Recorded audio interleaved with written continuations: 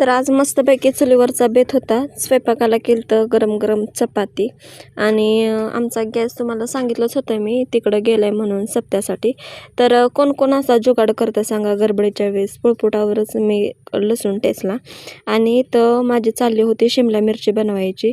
तर एवढी छान शिमला मिरची लागते ना, एकदम सिंपल आणि साध्या पद्धतीमध्ये करायची. ह्या धावत्या ह्याच्यामध्ये कोणालाच मसाले बिसाले एवढे टाकायचे वेळ नसतो. तर एकदम सुंदर अशा पद्धतीमध्ये लसूण टाकला, कोथिंबीर टाकली, त्याच्यामध्ये कूट टाकलं, हळद टाकली, ढबू मिरची टाकली आणि मस्तपैकी थोडंसं पाणी ओतून त्याला वाफलून दिलं. तर असा काही ढबू मिरची झाली होती.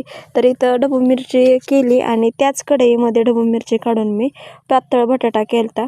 तर इथं पण मी सिंपलच पद्धतीमध्ये लसूण टाकला, कोथिंबीर टाकली, चटणी टाकली आणि थोडासा मसाला टाकला आणि वरून फक्त बटाटा आणि कूट टाकलं, मीठ टाकलं आणि असा छान असा मस्तपैकी स्वयंपाक